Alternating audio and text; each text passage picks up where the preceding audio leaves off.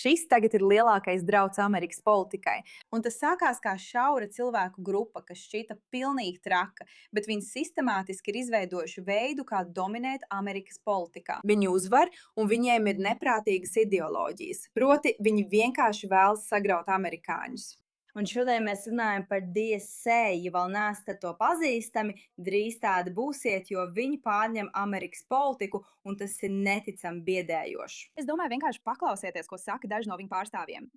Jūs zinat, mums ir unikāla atbildība rīkoties no impērijas sirds, zvēra vēdera. Svarīgākais, ko mēs varam darīt, ir sagraut šo impēriju no iekšienes. Mūsu loma galu galā ir veicināt savas impērijas sabrukumu tādos veidos, kā mēs to varam.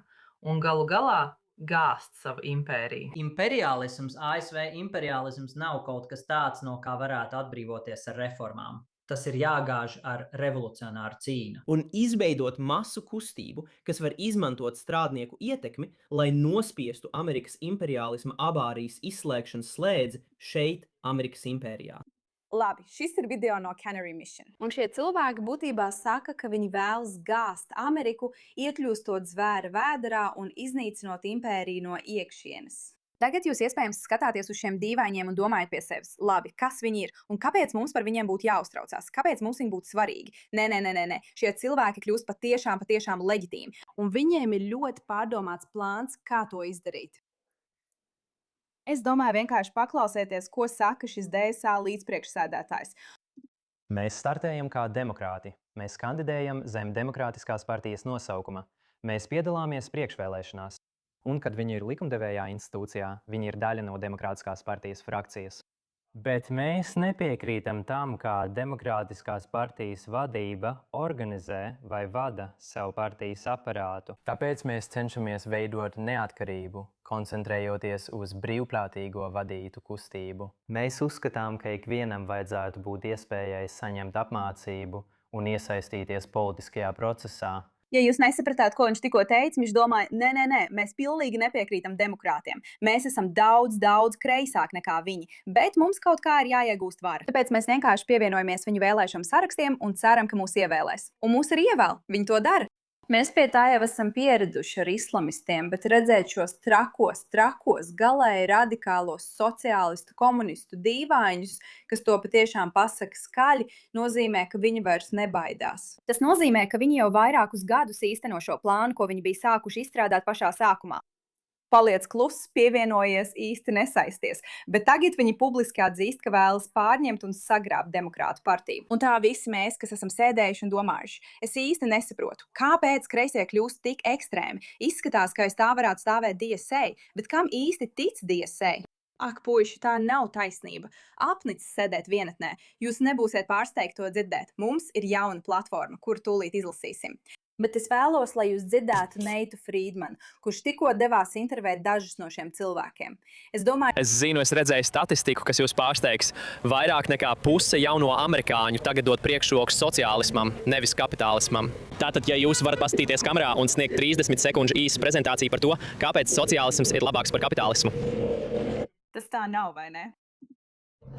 Vai esi noguris sēdēt viens pats un būt vienatnē, bez neviena ar ko parunāt? Būt sociālistam nozīmē būt kopienā. Tas nozīmē burtiski apsēsties, iedzert kafiju ar nejaušiem svešiniekiem un sarunāties ar viņiem, runāt par spēli. Velns, es šajā vasarā esmu apskausis vairāk svešinieku niks spēles un pasaules kausa dēļ, jo sociālisms darbojas. Tie ir skatīšanās pasākumi, ko rīkojas Zorāns. Runa ir par ballītēm, kurām mēs ļaujam notikt. Mums nav policistu, kas aizņem katru vietu un saka, jūs nevarat šeit atrasties, jo ir pārāk daudz cilvēku. Tā vietā, lai ļautu cilvēkiem būt savā dabā, dabiski sarunāties savā starpā, draugs, saliedēties, runājot par lietām, kas mums patīk un kas mums ir kopīgas.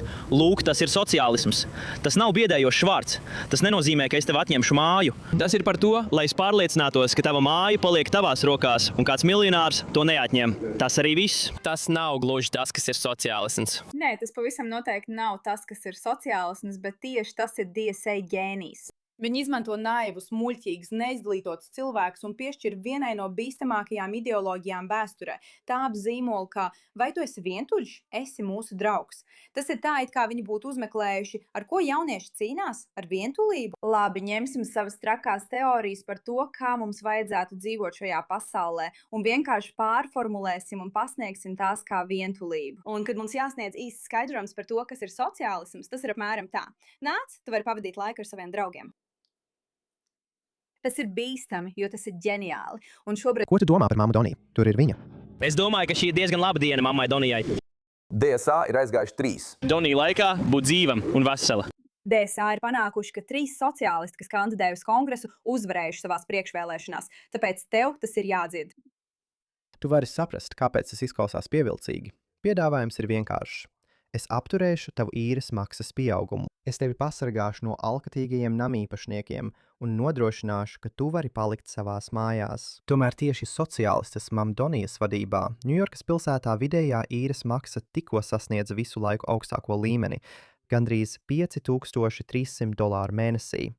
Tā tas notiek. Vispirms mamma Donija iesaldē īres maksu gandrīz 1 miljonam dzīvokļu. Tas nozīmē, ka namīpašniekam likumīgi ir liegts paaugstināt cenas, pat ja ir nepieciešami remontdarbi vai pieaug nodokļi. Tāpēc daži namīpašnieki nevar atļauties uzturēt dzīvokli. Tad seko pēdējais solis. Valdība pārņem kontroli, un to sauc par sociālo mājokli. Bet tas vienkārši nozīmē, ka valsts izmanto krīzi, ko pati palīdzēja radīt, kā ieganstu, lai atņemtu privātu īpašumu īpašniekam. Svarīgākais ir tas, ka savā runā viņam nav vajadzīgi nekādi fakti par to, ka sociālisms būtu labāks, kas ir ļoti ērti, jo tas nekad nav strādājis. Es domāju, tas ir biedējoši. No gurijas no kā? Tu domā par Māms, Donis? Es domāju, ka šī man ir diezgan laba diena. Vai tev šķiet, ka tagad tā ir vairāk sociālistu partija vai demokrātu partija? Tā ir demokrāta partija. Es domāju, es pats esmu vairāk kreisajā spektrā, DSA, bet mēs būtībā esam demokrātisko sociālistu partija. Mēs esam daļa. Vai tu to redzi? Mēs esam Demokrātisko sociālistu partija. Mēs vienkārši cenšamies pārņemt demokrātu partiju. Tagad ne tikai cilvēki, kur ir vairāk labējās noskaņās, kļūst ļoti neapmierināta DSA rīcību. Bez tā, ka viņi publiski atklāti ne tikai melo par to, kam tic, iznīcina noteikts elements un gūst panākums, cilvēki kreisajā pusē jūtas tā, it kā viņa kustība būtu nolaupīta. Jo, ja neesi radikāls ekstrēmistu kreisais, šī ideoloģija tev neder. Tā tev vispār neder. Un Vance Jones pašlaik patiesībā ir priekšgalā runājot par to. Es zinu, es redzēju. Lai nomierinātu šo apsūdzību. Mūsu mērķis ir pilnīgs neprāts. Paklausies šo. Es gribētu redzēt jauniešu kustību, kas dara to pašu ar trumpismu. Viņš nesen izlaida šo video, kurā viņš runā par to, kā viņam nepatīk. Viņš jūtās nērti ar DSA. Mēs to ātri izlasīsim. Man ir apnicis, ka man saka, ka, lai būtu progresīvs, man tagad jāzvēr uzticību trakām idejām. Es esmu pārliecināta demokrāta ar uzvarām Bostonā. Es esmu cieši saistīta ar progresīvām idejām un politiku, krimināltiesību reformu, zaļo jauno kursu un tā tālāk. Par šīm idejām esmu cīnījusies visu savu pieaugušo dzīvi. Bet daži cilvēki tādās grupās kā DSA virza dienas kārtību, kas ir tālu ārpus šīm idejām. Viņu terorisma atbalstīšana nav progresīva. Hamas bez policijas, bez ieslodzītajiem, bez robežām – tas nav progresīvi. Civilizētāju slepkavības svinēšana nav progresīva. Šīs idejas ir regresīvas. Ja nebūtu policijas vai cietumu, ja jebkurš tavā apkārtnē varētu darīt, ko vien vēlas, kamēr politiķi aplaudē teroristu grupām, vai tu uzskatītu, ka tas ir progress? Nē, tas būtu solis atpakaļ. Tās ir regresīvas idejas. No otras puses, ja ik viens varētu apmeklēt ārstu pirms saslimšanas, saņemt bezmaksas labu izglītību un elpot tīru gaisu, vai tas būtu progress? Jā, tās ir progresīvas idejas. Tās nav vienas un tās pašas lietas, un atšķirība ir svarīga. Tāpēc viņš izveido šo visu video, kurā runā par atšķirību starp DSA un to, kam patiesībā tic demokrāti. Un paklausies šo. Šis telefons visu dienu ir nepārtraukti zvanījis. Gubernatori no abām partijām, senatori no abām partijām, demokrātu pārstāvu palātā zvana un pateicās man par to, ka es pateicu to, ko visi aizkulisēs jau sen saka, proti, ka šīs lietas aiziet par tālu. Es esmu progresīvs demokrāts, jūs zinat. Jūs gribat runāt par cietumu reformu. Es to esmu darījis tikpat labi, kā jebkurš cits republikāņu demokrātu dienvidos ar Trumpu. Esmu veicis cietumu reformu. Es nekad neesmu teicis, ka nevajag cietums. Kur jūs liksiet klanu? Skatieties, es personīgi neesmu liela Van Jones cienītāja, pat ja domāju, ka dažas viņa idejas ir pilnīgi pareizas, bet dažas ir nepareizas. Bet fakts, ka cilvēki kreisajā pusē tagad sāk saprast, ka DSA patiešām pārņem viņu grupu. Skatieties, tas pat nav pārstīlējums. Tas ir tas, ko viņi patiesībā un skaidri saka. Paklausieties, Van Jones. Es visu savu dzīvi esmu gaidījis, lai redzētu jauniešu kustību, darām to, ko tā dara. Bet to tagad pārņem cilvēki, kuri izplata trakainas idejas, atbalsta teroristus, trakainas idejas sakot, ka mums nav vajadzīgi policisti un cietumi.